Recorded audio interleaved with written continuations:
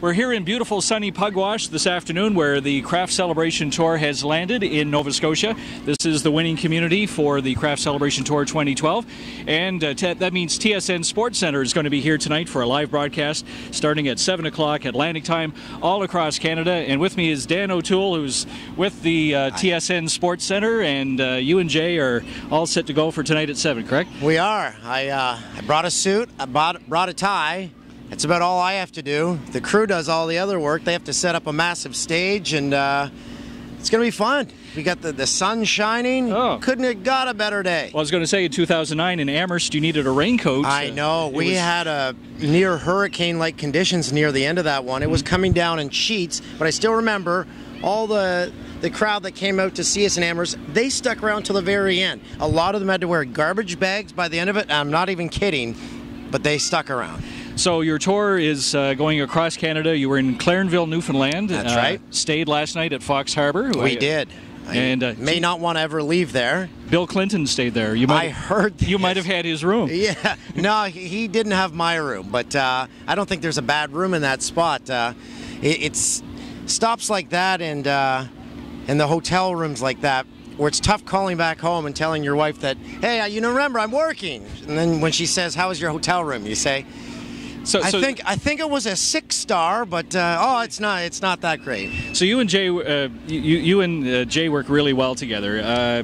How long have you actually been doing SportsCentre as a duo? Since 2004. We were paired together during the lockout, and we've been together ever since. And we half-heartedly kid that we'll still be paired together when we're 65. But I don't think it's a joke because no one else will do our shift because it's at 1 in the morning.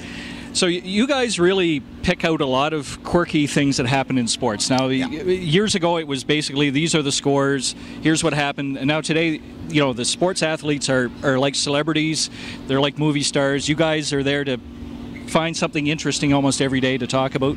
How does that work? Well, the way we like to do it and the way we explain it is, it's like you and your buddies sitting on the couch watching the highlights, making comments. Mm-hmm. We do the same thing, except we aren't sitting on the couch, we're sitting behind the desk. And we like to make the same jokes, and we love it when someone tweets us or tells us on the street, you said that, and I was thinking the exact same thing, I just didn't think you'd say it.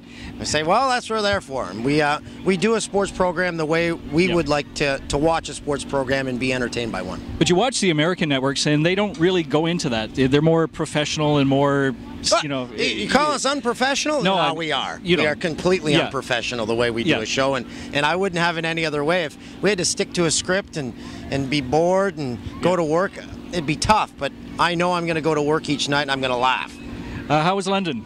London was unreal. If you've ever got the opportunity to go, I could not recommend London, England enough. It's a city I fell in love with almost instantly. And your take on Canada's performance at the Olympics? We did pretty well. It was great, but there was a lot of crying from our athletes. And as I always say on our show, I cry at Sidney Crosby, Tim Hortons commercials. So when I saw the athletes, especially Paula Finley, apologizing while she was still running and hadn't finished the race.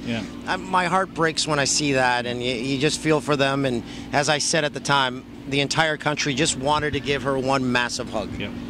So tonight, when you go on the air, it's you can't see it on the camera here, but we're just off to the center. What a beautiful spot right on the river here in Pugwash. What did you think when you first heard of Pugwash as your destination? You say, where the heck is Pugwash? Or I did say that, but now I know it's about 2 hours and a bit north of Halifax, and we have our bus parked right by the water here.